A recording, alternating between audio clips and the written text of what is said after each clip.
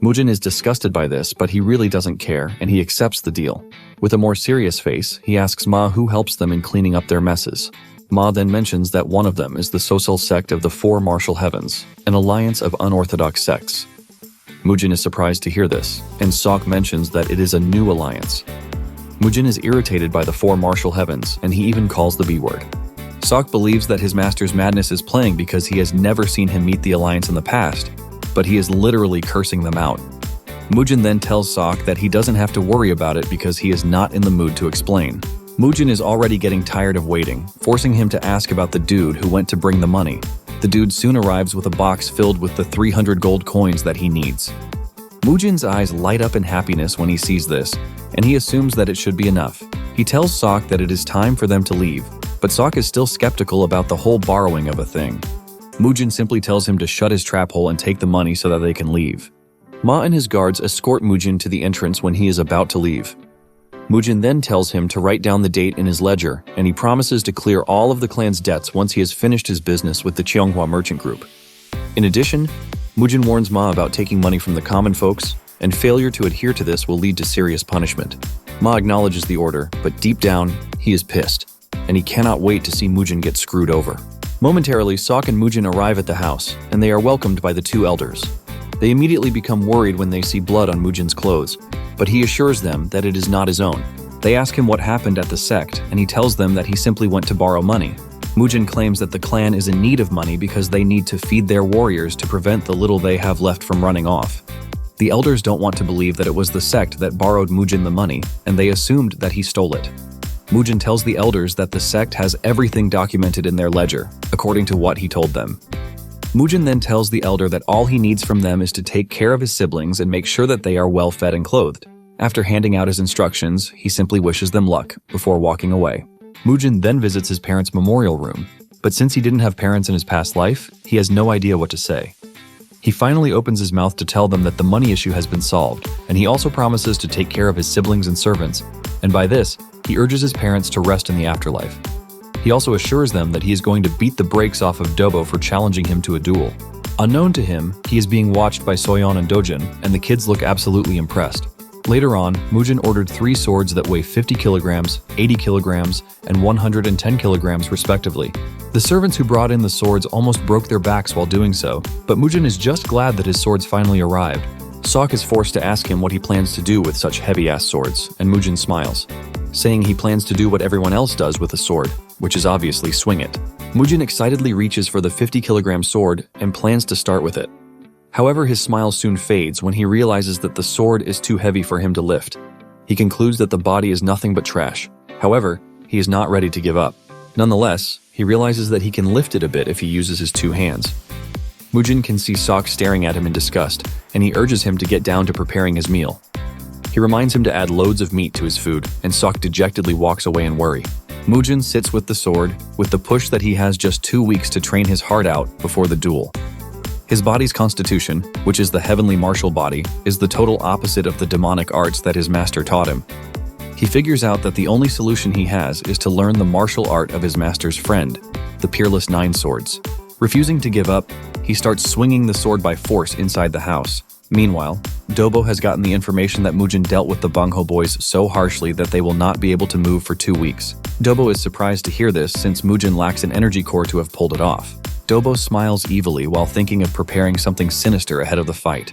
Dobo is also excited to see what Mujin has hidden inside him when they finally go against each other in the duel. Momentarily, Mujin begins training his body in the hardest way possible. He figures out that he should be able to push the body to its limits since it's a body blessed by the heavens. While training, Sok is always preparing whatever it is that he needs. He believes that with the preparations, he will finally get the chance to start his training fully. He picks up the 50-kilo sword and starts swinging it around, while remembering what his old master told him. After trying out the first form, Mujin wastes no time graduating to the second form. He remembers what his master told him that no matter what weapon he faces, he is going to come out victorious. As the training progresses, he realizes that he is already getting overwhelmed, but he figures out that he has to endure it. In no time, he finds himself wielding the sword comfortably, and even leaping around the room as if the sword were not heavy. Momentarily, he moves over to the third form, while also trying his best to control his chi to become as powerful as it can. To help him with his training, he has a bunch of training items already prepared to simulate what a real battle will look like. His first opponent was a hardball, which he managed to dodge for some time before getting hit from behind. After this, he faces off against spiked bamboos, and by using the fourth form of the sword, he cuts down the bamboos. Apparently, his sword skill might look simple, but it is quite dangerous as it can cut through a whole load of things. Even with how much he tried, he was not able to hit logs flying at him with his fourth form, forcing him to graduate to the fifth form. This time, he slices them all with his powerful fifth form. With his sword's power, he is confident that nothing can stop him, and numbers are nothing. After moving past the logs, he faces off against candles placed in bamboo, and for this, he employs his sixth form. He swung his sword so hard that it blew out all of the candles at once. Once he overcomes this, he figures out that his next stop is outside the house, where he can use his seventh form.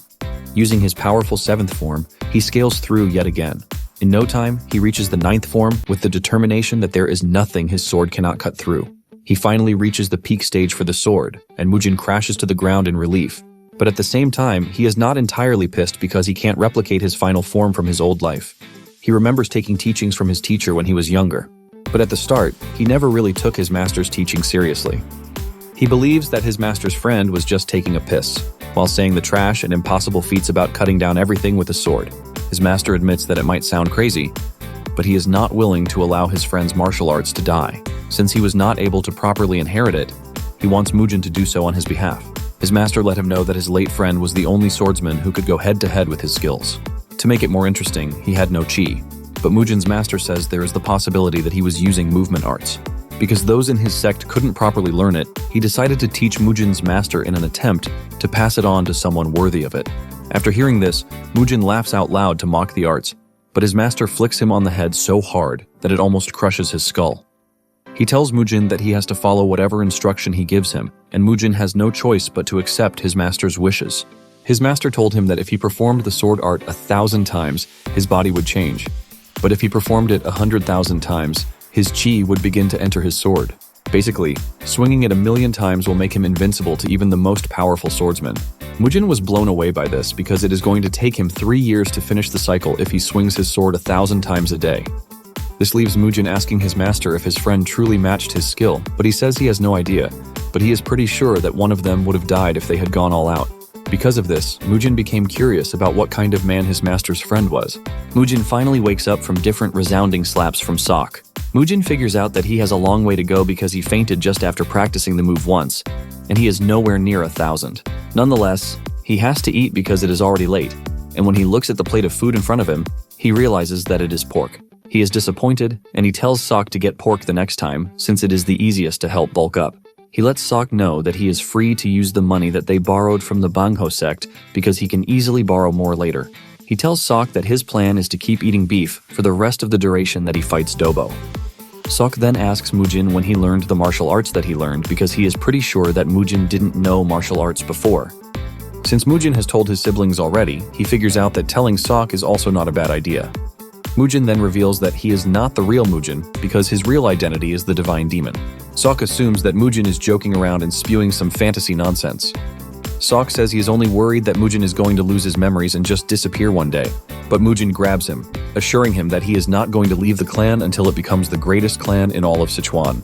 After all, Mujin has no choice since he has nothing else to do. Sok taunts his master, saying he is spewing trash, but this earns him a painful finger flick to the head. Once they are done talking, Mujin tells Sok that he is free to leave, and Sok does as told.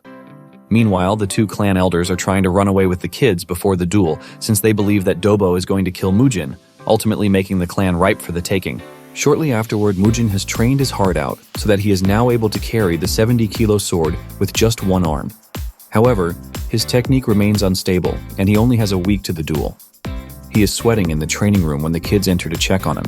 Mujin urges them to leave because it is dangerous for them to be there.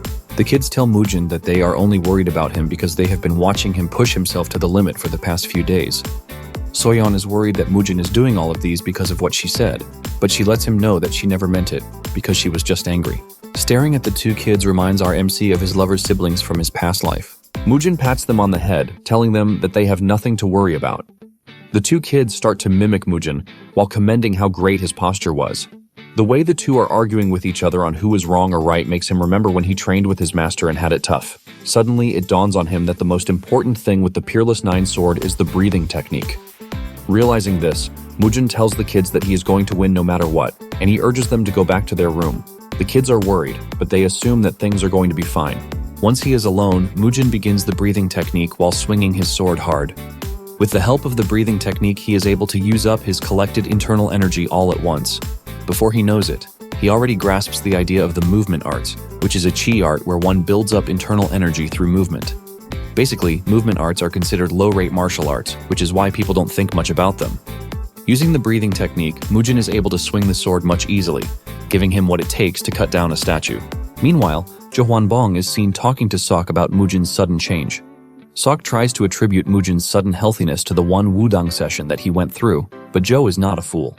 He tells Sok to make sure he reports whatever changes he comes across to him. Sok makes his way to where his master is training, only to find it upside down. He tries telling him that his food is ready, but Mujin is disappointed, saying the training room is too small for him to train in. Because of this, Mujin says he will start using the training hall. Mujin makes his way to the big training hall only to find other warriors training there, and they all have their eyes on him. Sok tells the other warriors that he will have to train alone and suggests that they all move out of there. He urges them to use the other training hall, but the warriors are left wondering why a half-dead dude is spewing out instructions to them. They believe that Mujin is not a freaking martial artist just because he has a sword. Mujin notices the differences in their mood, and he comments on this. The other warriors want to stand up against Mujin, but the squad leader, Cheol Boyne, tells his men to leave the hall for the young master.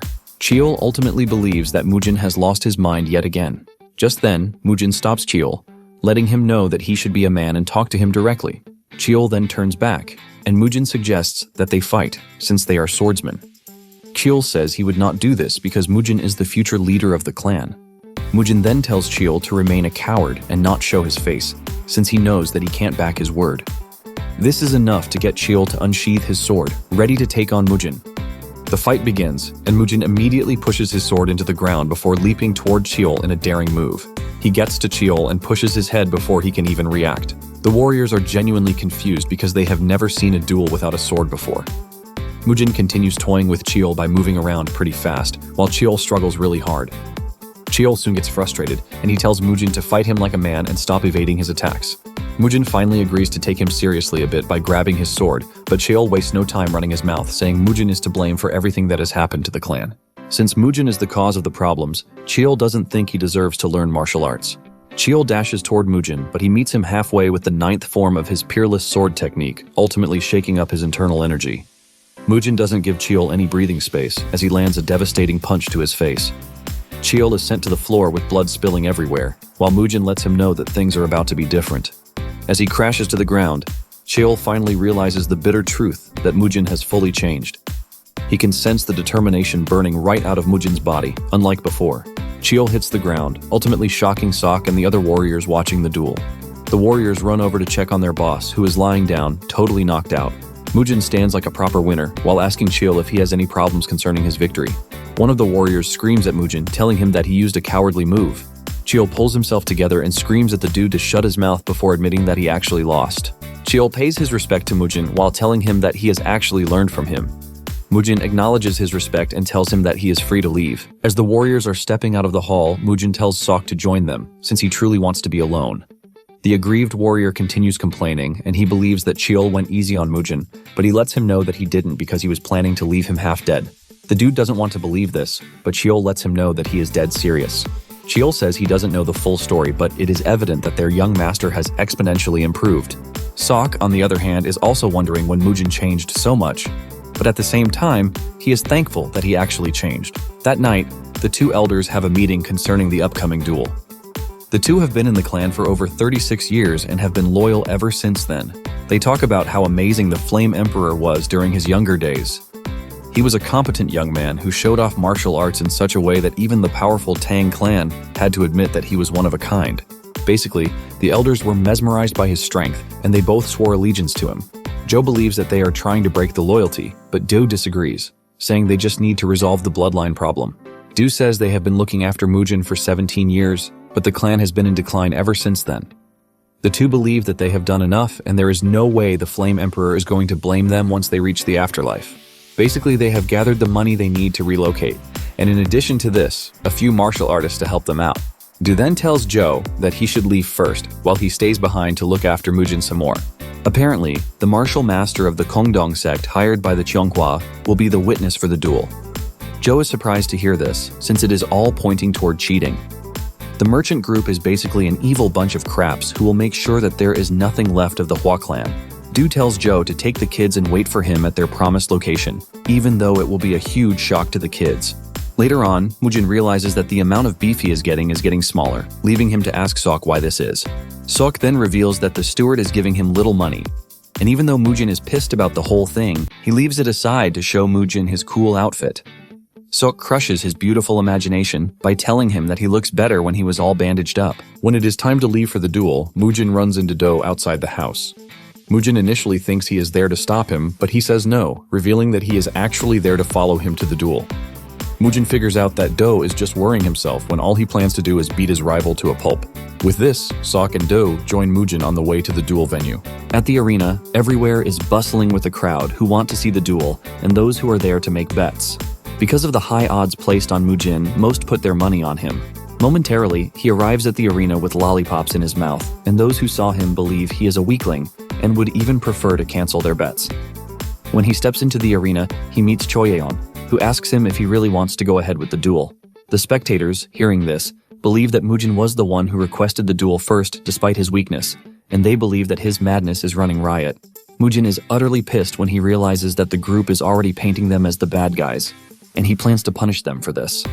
Mujin confidently tells Choyeon that he is not going to sit around and let her steal the secret manual of his clan, which is precisely why he has to fight them. The spectators are shocked to hear this because they never expected a merchant group to go after a martial arts secret technique. Choyeon is totally confident about the way things are going, and she believes that Mujin will pay for trying to act cool. The fire is set and all preparations are ready for the duel. The host announces that the duel's witness will be Han Yigong of the Kongdong sect. Han is seen standing on the balcony, looking all cool and strong, ready to bear witness to his master's wishes. He tells Dobo and Mujin to both fight fairly in front of the watching crowd. Just then, Dobo makes a shocking revelation, telling Mujin that the martial outfit that he is currently wearing was sent personally by him as a commemoration of Mujin's return. Mujin smiles when he hears this, and he whips out his large sword, telling Dobo that he will have no choice but to return the remaining goods after the duel. The entire crowd is shocked to see this because they have never seen anyone engage in a duel with such a large sword. In addition to this, they all believed that the Flame Emperor is known for his bare-handed martial arts. Even Do is shocked, and he asks Sok if Mujin said anything unusual. Basically, the two initially suggested that Mujin run because they believe he has no way of defeating his opponent. However, Sok is starting to have some sort of belief in Mujin, saying he might have a chance, but Do's conviction is completely different. Once both sides are ready, the referee hits the bell to start the game. Enraged, Mujin goes after Dobo right off the bat. He swings his large sword at him, delivering a powerful and devastating attack. Dobo narrowly dodges the strike, but it destroys the ground that it hits.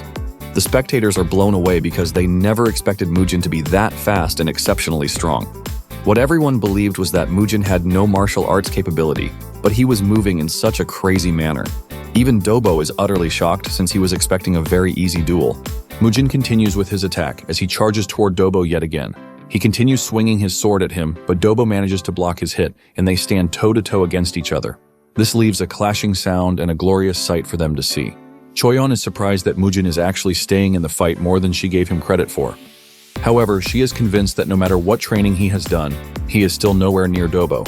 Mujin continues swinging his big sword at Dobo, but he easily dodges it, thanks to his flexibility. As the fight progresses, Dobo manages to land a counterattack that sends Mujin backwards, and he swears he is going to leave Mujin in a worse position than before. He is confident that he has what it takes to break a man's will. Standing at the balcony, Do confesses that he is impressed by how Mujin is holding out in the fight. Sok then tells Do that with what he is looking at, Mujin has not even revealed his trump card yet. Do believes that Sok is saying trash, but Sok mentions that he secretly watched Mujin train on his own, and he assures Do that something more powerful is coming. As the fight progresses, Mujin figures out that his strength is currently on par with Dobo's, leaving him to question the training procedure. However, he is not worried because no matter how strong his opponent is, he will always win, and this time, he plans to kill Dobo. Meanwhile, Joe is transporting Mujin's siblings, and he has arrived at his destination with them sleeping. He remembers Do telling him that the reason he is not coming yet is because he would like to stay around and gather whatever remains of Mujin after Dobo kills him. Even though Joe doesn't know if what they are doing is right, at least they have started already. Back in the arena, the two are still going at each other. Mujin is not worried because he believes that Dobo is nothing but a rookie to him. The two continue to trade blows, and even though it appears that they are matched, some believe that Mujin actually has the upper hand. People have started talking trash about Mujin, saying he is not that impressive. Just then, Dobo launches a powerful attack that he aims straight at Mujin. Do and Sok almost faint as they watch the attack go straight for Mujin, and all they can do is pray that he actually dodges the attack. Realizing that Dobo is onto him, Mujin employs the Peerless Nine Swords first form, the preemptive step. Dobo lands his hit, but thanks to the technique that Mujin used, he is able to block it, leaving the crowd in shock. Even Dobo is shocked, and he is forced to move backwards. Realizing that Mujin is going crazy, Dobo gathers his inner energy in preparation for a final strike. However, Mujin makes fun of him, saying his inner energy gathering is too slow. Mujin then activates his technique's second form, and he dashes toward Dobo with so much malice. Dobo can feel this, and all he can do is block Mujin's attack in a struggle, leaving him totally confused as he cannot believe that he is losing to Mujin. Dobo puts all of his strength into blocking Mujin's attack, but before he knows it, his sword shatters right in front of him. Mujin's sword passes through, slashing Dobo really hard. Dobo is thrown to the ground while Choyon screams in frustration, calling out Dobo's name. Dobo lies there in a pool of his own blood with his right arm missing, and Mujin automatically wins the duel. Mujin then walks over to Dobo's arm and says he will be taking it with him as payment for the 17 years of grudge.